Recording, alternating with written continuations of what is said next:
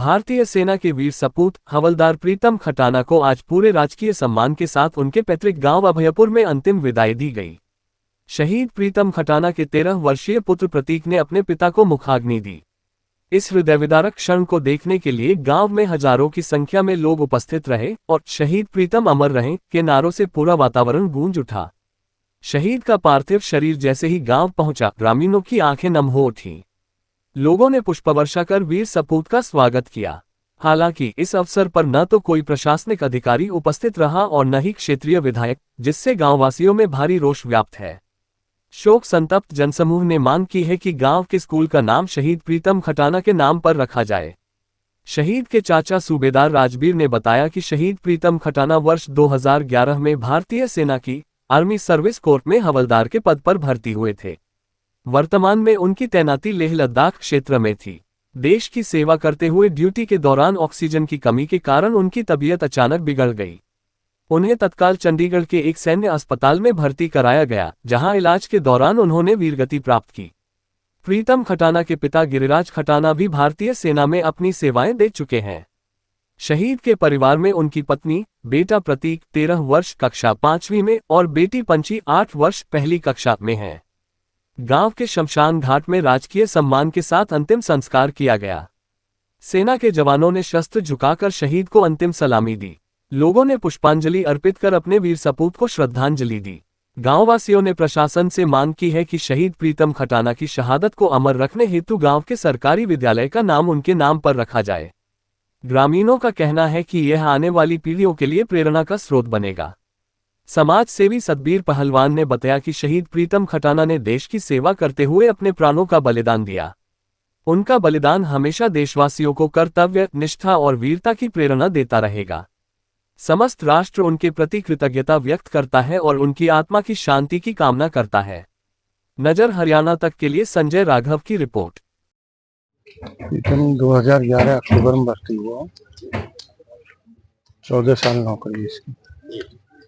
हवलदार 521 battalion में posting यहाँ की लेह में ही, लेकिन टेम्परेरी चंडीगढ़ पे। तो आपको कब खबर लगी जब उनकी शहादत हुई? हमारे को कल सुबह 6 बजे लगी। तो अगर हम इतिहास की बात करें, उनके जो परिवार की बात करें, तो क्या ये कितने इस आर्मी भर्ती थे इससे पहले भी? अगर बात करें परिवार की बात करें, हमारे इनके फादर है, हम भाई हैं इनके भाई के 4 भाई हैं हम फौज में। हमारे फादर भी फौज में सूबेदार रैंक के थे, दादा भी थे और हम चारों सूबेदार हैं। उनके 2 भाई एक्सपायर्ड हो गए, एक भाई फौज में एक्सपायर्ड हो गए, एक यहाँ पे पेंशन आने के बाद में। जो शहीद है उनके कितने बच्चे हैं? इसके एक लड़का एक लड़की। जो नौजवान है उनको जो शहादत हुई, इसके लिए आप क्या संदेश देंगे लोगों को, नौजवानों को, जिस तरह शहादत हुई प्रीतम की?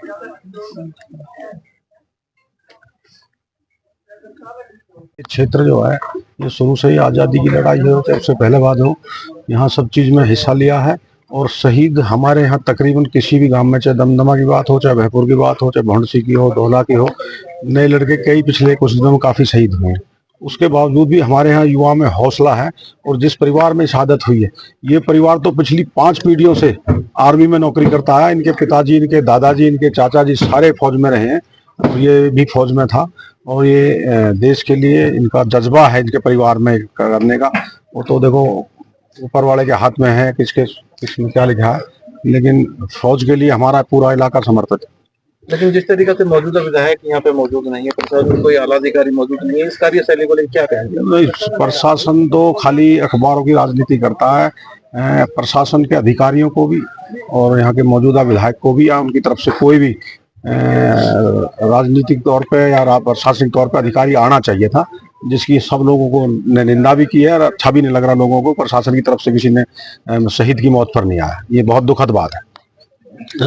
हमारा जो है स्कूल का नाम जो है शहीद के नाम होना चाहिए। और कोई मांग? शहादत तो फौजी का बेसिक हथियार है। वो जब जाता है कसम खा के जाता है कि हवा पानी और जमीन के कहीं भी जाएगा मैं जाऊंगा, और वो कभी मना करेगा ही नहीं, कैसी भी हालत हो।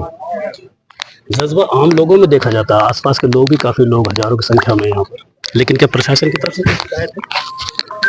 देखो प्रशासन की तरफ से शिकायत करो मत करो कोई मतलब उनको है नहीं। अगर उनको जरा भी देश की और फौज के जवान की इज्जत हो तो वो स्वयं उनको आना चाहिए था यहाँ।